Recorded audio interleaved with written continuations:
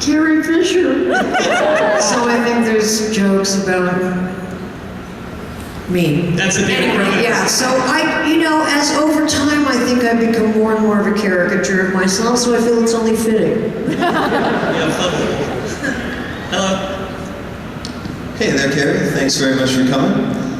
You had a very memorable small role in Shampoo, and you got to work with Hal Ashby, who was a colorful character, and Warren Beatty, noted ladies' man. So I was wondering if you could share any saucy stories from your time in Shampoo.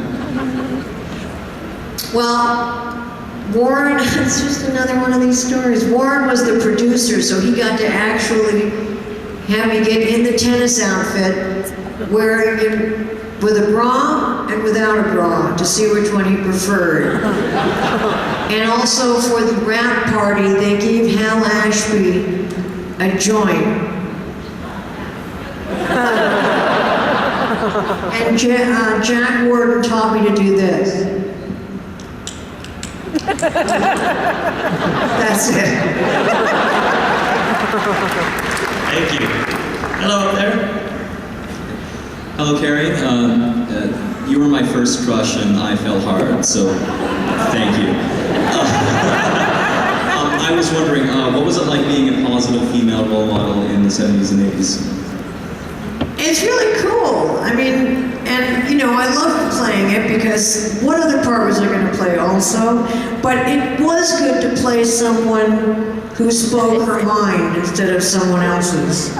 And so I had a really good time playing that, and it seems like a lot of women enjoyed watching it. So, it was sort of the, woman's Django. Except I didn't get to kill enough people, but I got to kill John. I think for young women coming up and acting in Hollywood today, there are more strong female roles. Oh my God, yes. Oh, all the time. They were starting then. I mean, there's always been good female roles, but they've gotten more and more complex and, very able to speak up for themselves. Hello, on the floor. What's the carbonite made out of in the movie? The what? The carbonite that Han Solo gets frozen in it? Oh. Well, it was weird. It was kind of plasticky. I couldn't say, it was sort of a little bit harder than plastic. So, I would say plastic to just go on record with that, but don't hold me to it. Hi, Carrie Fisher. You are the literary voice of a generation. And I have actually two questions, one that I didn't tell her about. That one is, why don't you sing more? But I actually enjoyed you most recently in the Roast to Roseanne bar, where you and Katie Seagal stole the show with how funny you guys were. Nobody else was funny. Nobody else was funny. You guys had funny stuff to do. And I laughed so hard that I cried. I showed it to my wife. She is 6 years younger than I am, has no understanding of who Katie Seagal and Carrie Fisher are. But it was hilarious. My question to you, after I paid that homage, Carrie, is you have always been very upfront about mental illness. And in today's day in society, we suffer with the stigma about mental illness. People think that mental illness is something that's dangerous, right? You, having been had an incredibly successful career in the entertainment industry, do you think that mental illness is more of a superpower? Definitely. I was going to say it takes a lot of balls to be mentally ill. It takes like 3 or 4 balls. So it takes a certain kind of heroism. Yeah, I mean, I only have bipolar. I don't even think that's one of the, ones that require the most chutzpah. So, yeah, I think it's a big deal. It's certainly something to pay attention to. So, thank you. Having been so candid about what you've been through, especially what you talk about in wishful drinking, do you get a lot of people telling you their stories, and is that all the time, which is great, yeah. Well, usually people that are bipolar have fantastic stories, and if they don't, they're not bipolar. Up on the side.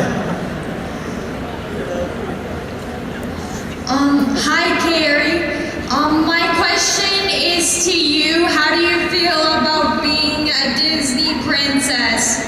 Well, like I said, I'm happy to be, and I know that I saw a t-shirt already with, you know, the Disney princesses, and so there are like 4 more. Is Snow White one of them? Someone will have to explain who they all are. Sleeping Beauty? No, it's a really good group. I think we should form a band, and I don't know who's gonna play drums, but I like it, and I really do, and I'm not kidding, hope that it makes so that I can go ahead of lines. It should have already made it so I can go ahead of, isn't that Star Wars? There's already a ride. I hope they come up with a really good ride. Maybe they'll come up with a Kill Jabba ride. Just for women, though.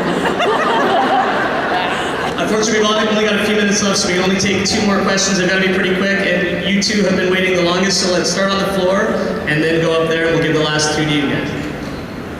Hey Carrie, it's kind of a vague question, but I was just wondering, like, what was the biggest push you had getting in, mostly, like, I guess, into the film industry or whatever? Like, did you do acting in school or something like that? Like, is that where your interest What?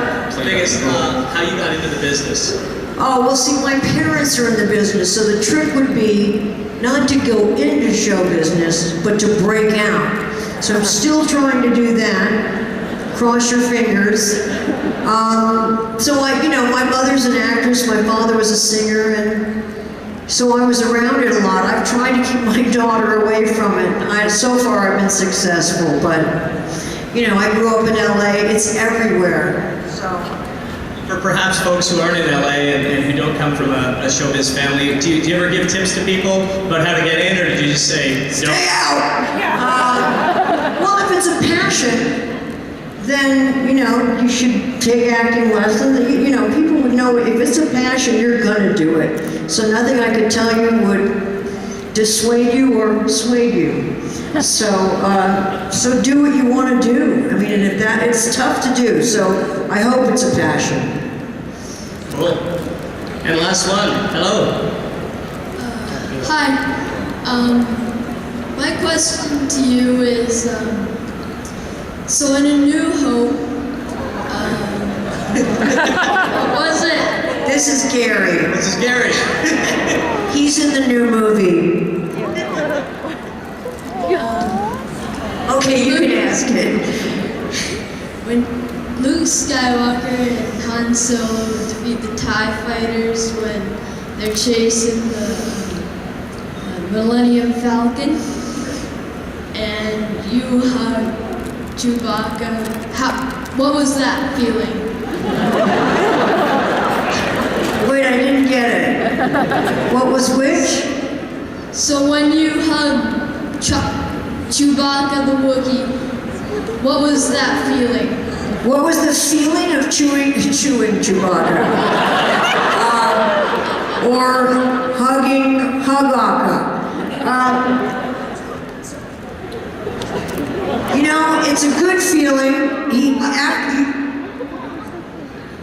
You don't want to hug him by the end of the day, though, because a man in a big hairy suit walking around all day, there's no deodorant in the world that's going to be able to handle that. So, no, but it's good. Hugging is good no matter what part of the galaxy you're in. So I recommend it with Wookiees and without.